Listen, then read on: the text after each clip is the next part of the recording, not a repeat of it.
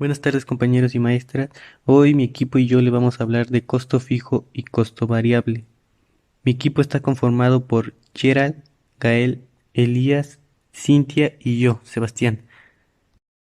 Costos fijos son aquellos que siempre deberás pagar independiente del nivel de producción de tu negocio o emprendimiento. Puedes tener meses que no produzcan o vendas, pero a los que de todas formas deberás pagar. Algunos ejemplos de costos fijos pueden ser el sueldo, cuentas básicas, telefonía o internet y gastos de oficina. Costos variables son aquellos que deberás pagar para producir tus productos o prestar tus servicios. Mientras mayor sea el volumen de tu producto, más costos variables deberás pagar. Unos ejemplos de costos variables pueden ser materia prima, insumos, existencias y mano de obra. Costo variable. ¿Qué son los costos variables? Los costos variables, también conocidos como coste variable, son aquellos costos que varían de acuerdo con la producción que se desarrolla en una empresa o organización, es decir, con la cantidad de bienes o servicios que se estén produciendo. Cuando más produzca una organización, más costos variables deberá pagar. Por ejemplo, más empaquetado de producto o más materia prima.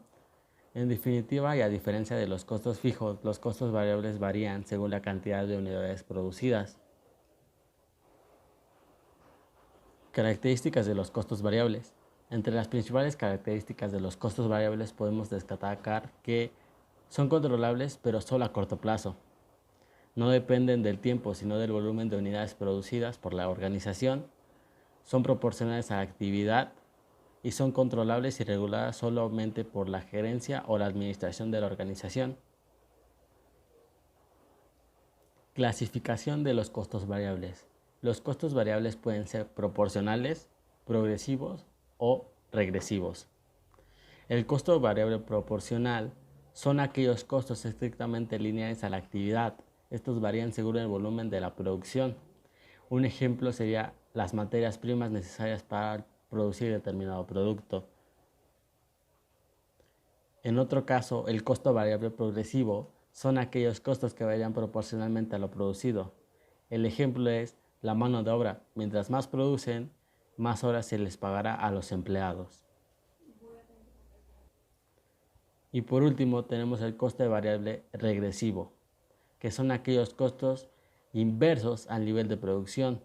Cuando más producción, menos costos. El ejemplo sería cuando se compra material de forma de mayoristas con descuentos por cantidad. Costos fijos y costos variables. ¿En qué se diferencian cada uno y por qué es importante que una persona emprendedora lo tenga claro? Un emprendedor que no conoce los costos de su empresa podría ganar menos de lo que esperaba y sufrir pérdidas, poniendo en riesgo la supervivencia de la empresa. Por eso a continuación veremos las diferencias entre los principales costos de la empresa, los fijos y los variables. Los costos fijos son aquellos que no dependen del volumen de la producción de la empresa, ni cambian en función a este, mientras que los variables sí varían en base al nivel de producción.